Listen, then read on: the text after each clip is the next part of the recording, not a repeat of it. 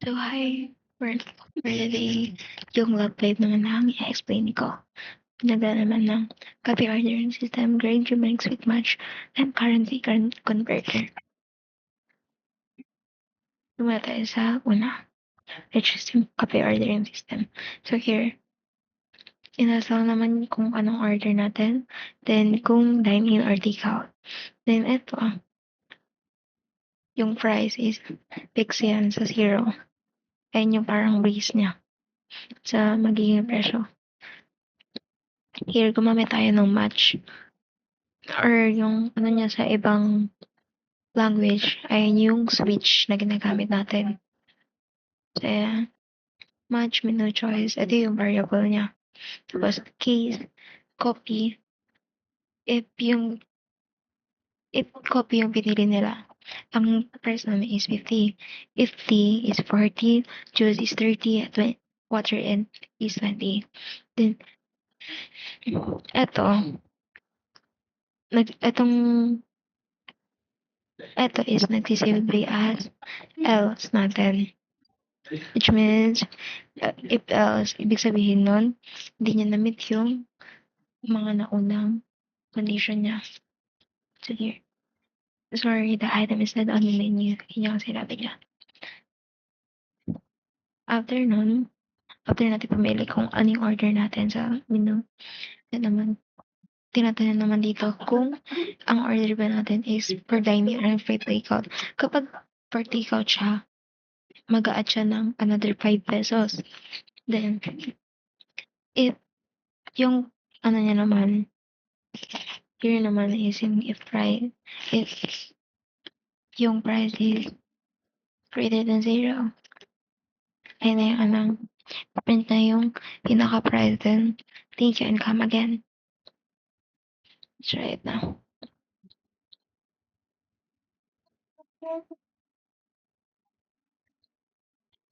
Sabihin natin, copy.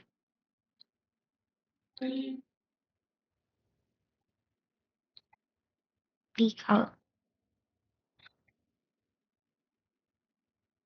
Yan, thank you and come again. 55 siya. Ang price ng copy is 50. Pero since nag-take out siya, nag-add na natin 5 pesos.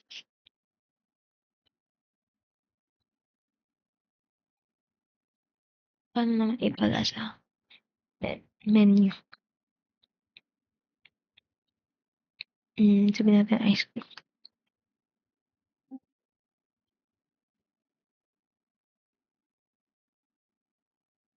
Ayan. Here, nakita niyo na, sorry, the item is not on the menu since yung ice cream is wala sa menu. And then, let's proceed to number 2, which is yung grade bags with much. Here. As you can see, pinili niya yung grade niya. If yung grade is, if ang in-enter niya is A is equals to excellent, ay niyang labs, then P for very good, C for good, D for fair, F for field. Let's try.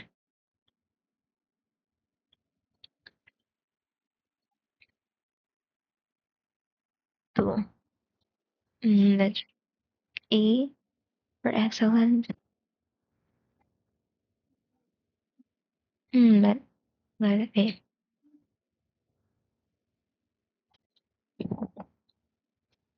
5, 2, and B, which is very good yung pass.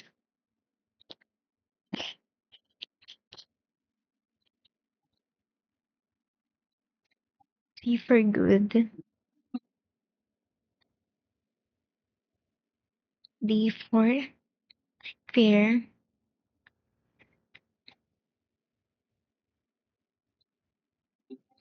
F for failed. Okay. Since nakita niyo naman na lumabas yung equivalent ng each letter. Here naman. currency converter.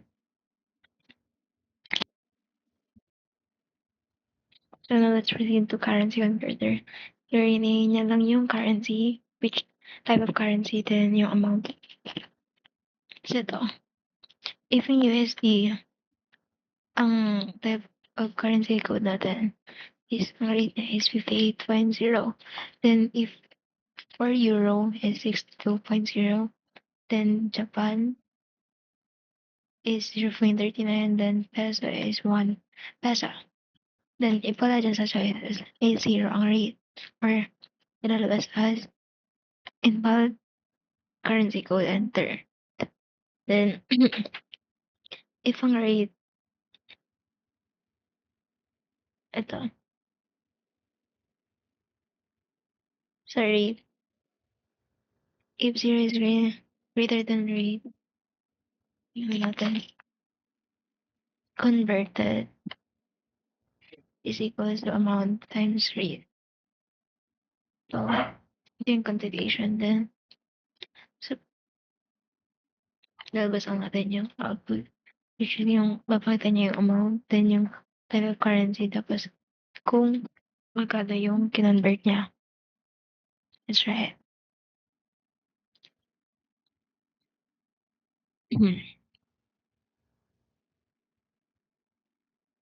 Let's try USD. Then yung amount is, sabi natin, 100. So, ang ano niya is 5.8. Let's see.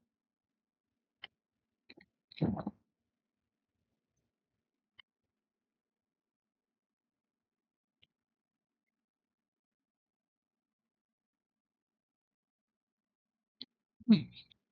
100 times magkano yung rate ng USD is 58.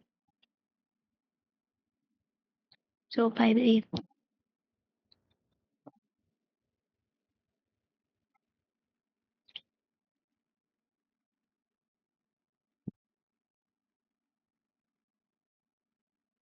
Kapag euro, so natin natin 6 to since 6, 62 yung ano niya. Then if Japan,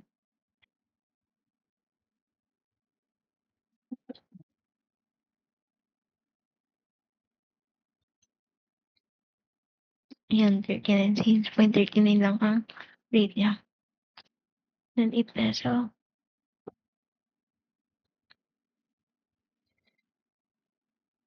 ayan, 100 lang since equivalent lang siya ng 1 peso. So, I think yun lang naman lahat sa vlog 5. So, thank you for listening.